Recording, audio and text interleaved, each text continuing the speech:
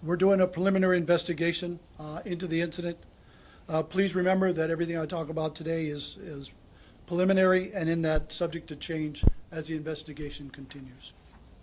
On Wednesday, January 1st, 2025, shortly after midnight, the Honolulu Police Department officers co-responded with our EMS and fire department personnel to Keaka Drive address on multiple people injured in fireworks.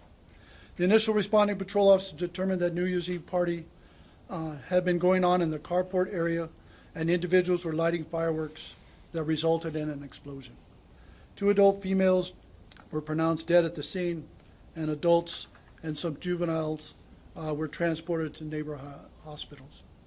Based on the preliminary review and nearby surveillance footage, evidence from the scene and witness statements, it appears that shortly after midnight, a person who attended the party lit an aerial cake, which is a container containing multiple aerial fireworks, in the driveway at the carport.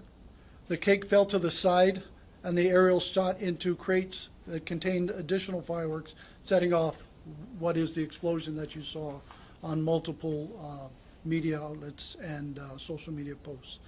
At this time, it appears that 23 adults and 3 juveniles are seriously and critically injured, transported to aerial hospitals. There may have been additional people that walked to or admitted themselves into the hospital, as mentioned by Dr. Ireland. At 5 a.m. today, we were notified that one of the critically injured patients, a 23-year-old female, had also passed, so that would be the 3rd individual that passed.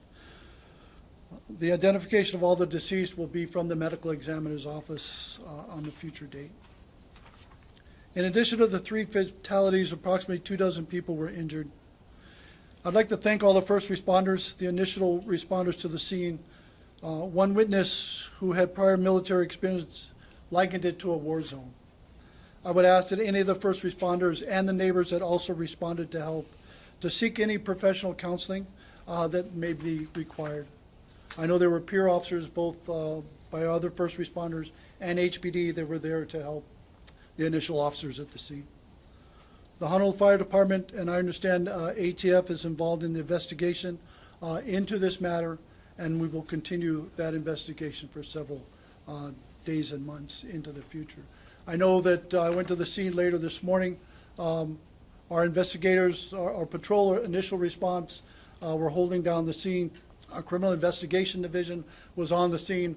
Our specialized services division was there to recover the additional fireworks that didn't explode in the fire blast, and to render all that safe for possible future investigations. And so we continue this. I believe they probably released the scene a little while ago. So this is something that happened, many hours of investigation for law enforcement, first responders to be on this scene for something, as the mayor and the governor so eloquently stated, should have never happened. Here's an individual that's not a professional, to the best of my knowledge, unprofessional at fireworks, and here we have a tragic loss into a community, and neighbors, families, and friends are now either deceased or in hospitals because of just what appears to be careless acts.